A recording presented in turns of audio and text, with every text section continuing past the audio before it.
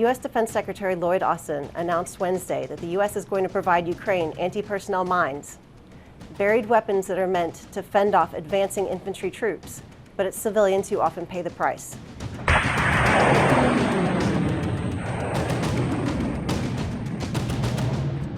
This announcement follows another earlier this week that the U.S. will now allow Ukraine to use longer-range weapons called ATACMS to target inside Russia.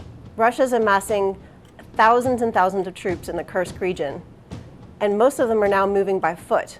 In addition, they've also shifted forces they've received from North Korea, up to 12,000 already, into the same region to start to push back Ukrainian forces. So now the idea is to move as individuals on foot and have harder targets. Ukraine is intending to use these mines to heavily mine that area and make it more difficult for the troops to advance. The United States has not provided Ukraine anti-personnel mines to date because ultimately the people that pay the price for these weapons usually end up being civilians.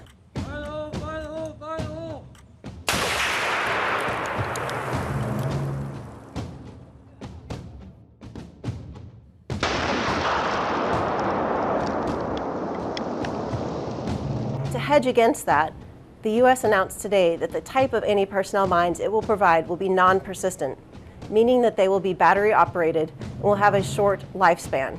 However, human rights groups say that even that protection doesn't always keep civilians from harm. This announcement comes at a time that the Biden administration is scrambling to look at what it has in U.S. weapons stockpiles that it can send to Ukraine before the Trump administration takes over. The U.S. has about 3 million of these anti-personnel mines in stock.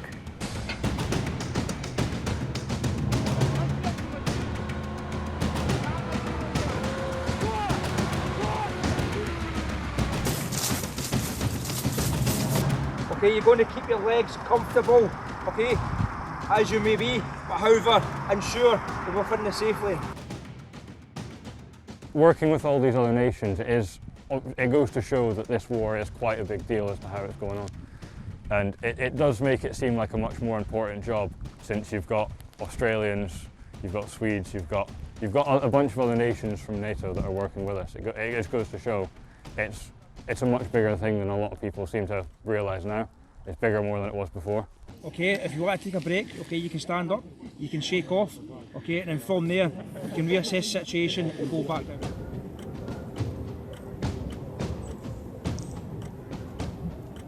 I do feel kind of proud as to the fact that we are teaching these Ukrainians what the essential skills that they need to win this war, so they can go home and do just that.